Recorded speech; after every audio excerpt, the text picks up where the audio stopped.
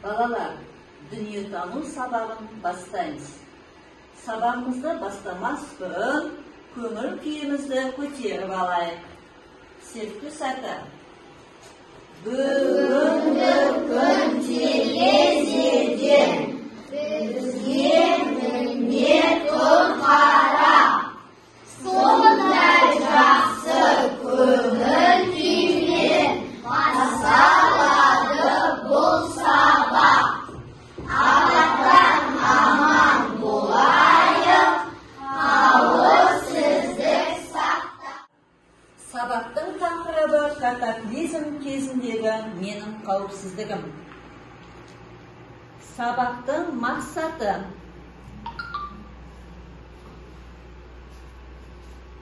Яғни сендер бала, зерттеулер негізінде өз өміріңде туындауы мүмкін табиғи апаттарға болжам жасайсыңдар.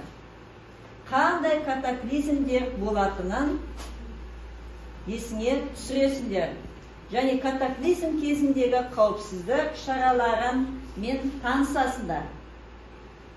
Ал балалар, біз катаклизм дегенде өткен сабақтан бастап, 3-ші сыныптан бастап өтіп келе жатырмыз, е?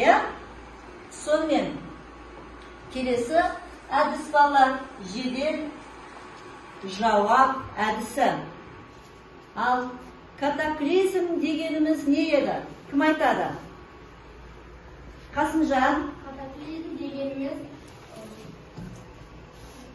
құбылыста табиғатта болатын апатты жағдай.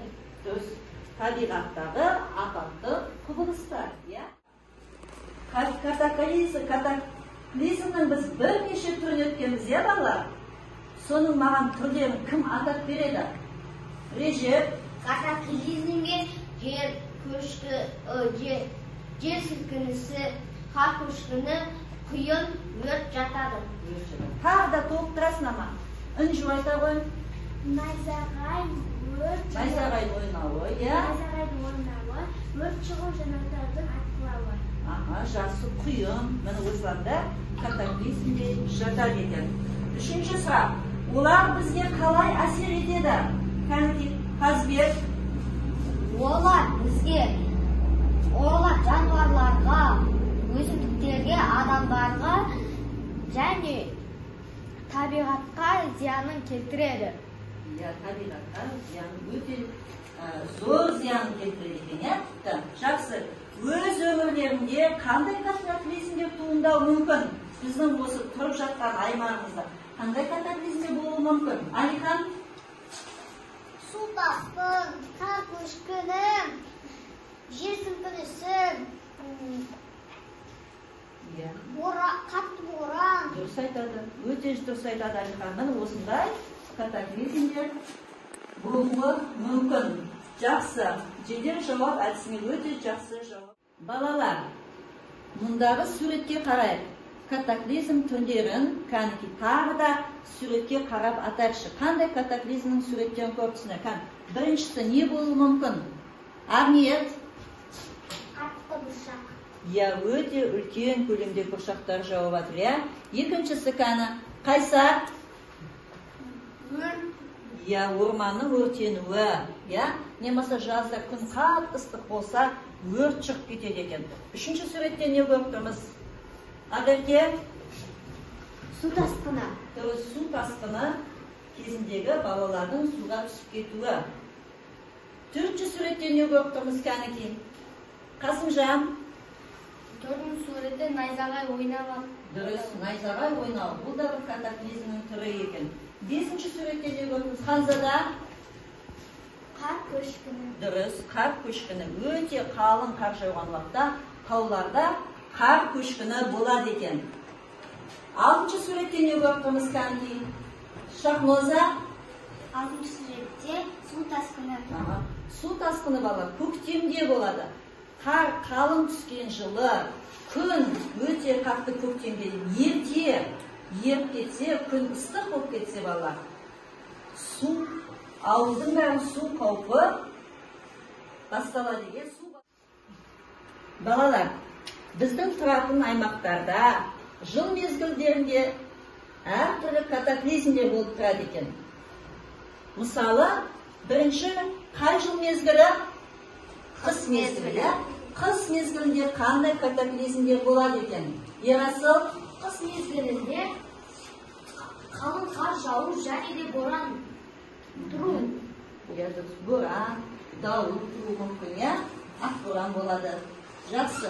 Келесі, көктем мезгілінде қандай катаклизмдер болуы мүмкін? Ақерке?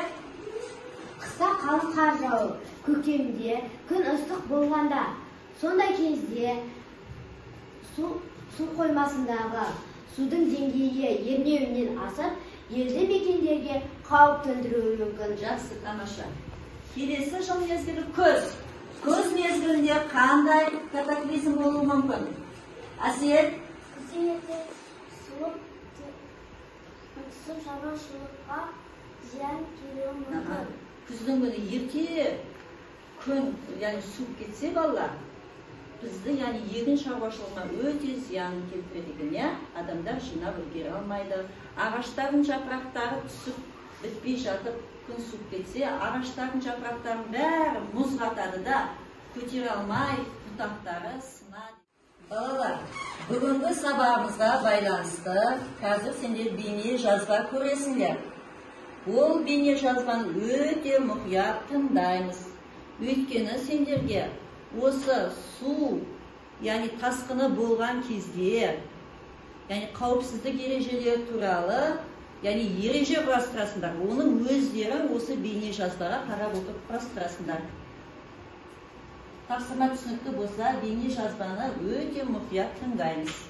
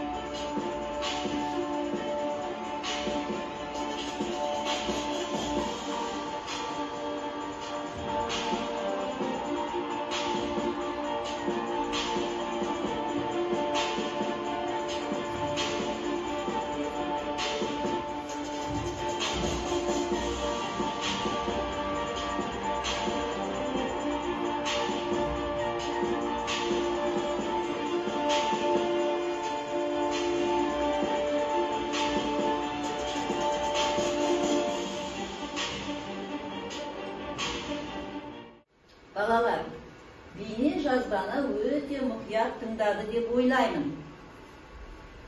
Енді топқа төрт тапсырма. Бізде топтық жұмыс. Бірінші топ сендерге осы су басу туралы хабарлама алған жағдайда не істеу керек?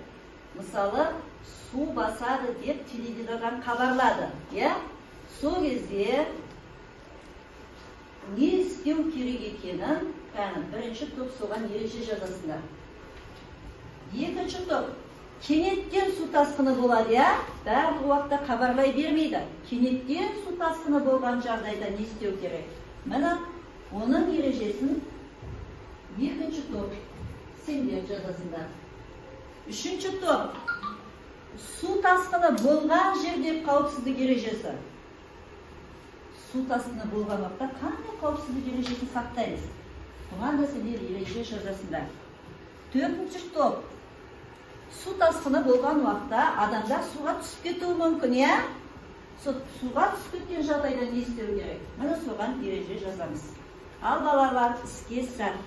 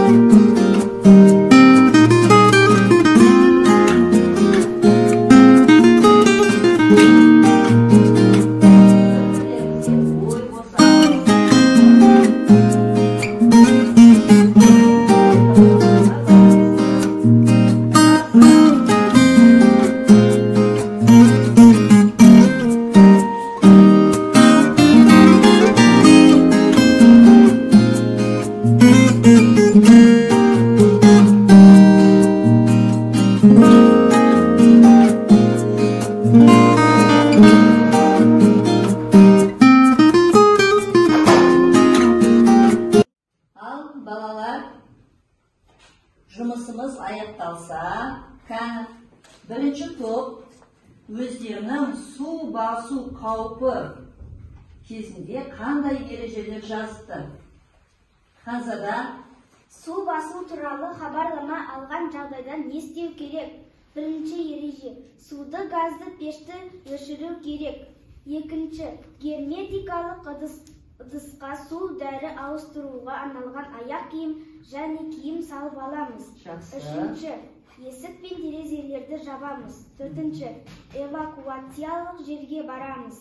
Өте тамаша ya балалар, ya? Өте дұрыс жазған ережен, жақсы. Енді су тасқыны бұл хабарлаған уақытта. Ал енді кенеттен су тасқыны болады екен, ya? Кенеттен су тасқыны болған кезде не істеуіміз керек екен? Ал екінші топ. Кенеттен су тасқыны болған жағдайда не істеу керек? Бірінші ереже, жоғары қабаттарға, ағаштарға, шатырға көтерілеміз. Екінші ереже, орналасқан жерге ашық түсті мата ілеміз. Үшінші ереже, түнде жарық белгісін береміз. Өте тамаша. Міне, қай жерге орналассаң, сол жерге ақ түсті, немесе қызыл түсті мата іліп қою керек. Өйткені сендерге құтқарушылар келген уақытта сендерді көру керек. Ал түнде сотканың, жарығын немесе қолымызға фонарды алып, белгі береді екенбіз. Өйткені құтқарушылар келсе, бізді көру керек. Тамаша. Үшінші топ. Енді сендер су басқан жердегі қауіпсіздік ережелерін жазыңдар шыққан. Егер су басып кетті. Ал Ақерке. Біз су тасқыны болған жердегі қауіпсіздік туралы ережелер жаздық. Бірінші ереже. Дымқыл татқан тағамдарды жеуге болмайды. Екінші, қайнаған су ішпеңіз. Қайнамаған, Электр құрылғыларын, сымдарын ұстамаңыз. Өте тамаша. Міне, су басып кеткен уақытта электр сымдары, құрылғылары үзіліп кетуі мүмкін. Оны ұстауға болмайды екен. Судың құрамы бұзылады екен. Барлық нәрсе су тасқыны болған кезде дымқылданып кетеді, сондықтан да олардың бәрі адам ағзасына өте зиян екен. Оларды жеуге, ішуге болмайды. Тамаша. Енді төртінші топ. Су тасқыны болған уақытта кенеттен біз суға түсіп кетуіміз мүмкін, Сол кезде суға түсіп кеткен жағдайда не істеу керек екен? Төртінші топ. Суға түсіп кеткен жағдайда не істеу керек? Бірінші ереже, байбалам салмаңыз. Екінші ереже, жүзіп жүрген ағашты ұстап үстіне шығыңыз. Үшінші ереже, қауіпті өткір заттарды ұстамаңыз. Төртінші ереже, жақын маңдағы құрғақ жерге жүзіңіз. Өте тамаша. Міне, біріншісі байбалам салмаңыз дейді. Айқайлап, жылап, ондай нәрселер істемеу керек деген сөз. Өз-өздеріңді ұстауларың керек та. Жүзіп бара жатқан ағаштарды ұстап алып, оның үстіне шығуға болады екен. Немесе соны ұстап отырсаң, балалар суға батпайсың. Ал балалар, олай болса, бүгін біз катаклизм туралы ережелер құрастырдық. Енді балалар, осы катаклизм туралы бүгін тағы да жаңа ақпараттар алдық деп ойлаймын. Онда, балалар, сендердің алдарында қазір мына кішкентай балапанымыз біздің шалшық суға түсіп кетіпті. Енді сол балапанды біз құтқаруымыз керек. Олай болса, сендерге де сабақты бүгін жақсы түсінген болсаңдар, мына балапанның кішкентай қайығын жасыл түспен бояйсыңдар. Егерден әлі де сұрақтарың болса, балапанның қайығын сары түспен бояйсыңдар. Ал егерде ештеңе түсінбесең, сабақ саған өте қиын болса, онда қызыл түспен бояп, мына құтқару кемесіне балапанымызды апарып жапсырамыз. Іске сәт.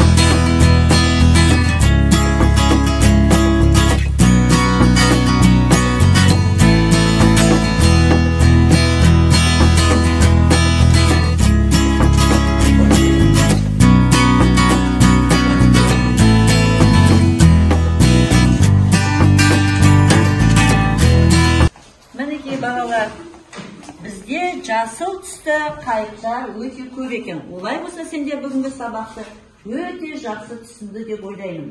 Үйге балалар, енді құтқару жобасына байланысты өздерің жоба құрастырып келесіңдер. Оны тағы да қосымша түсіндіремін.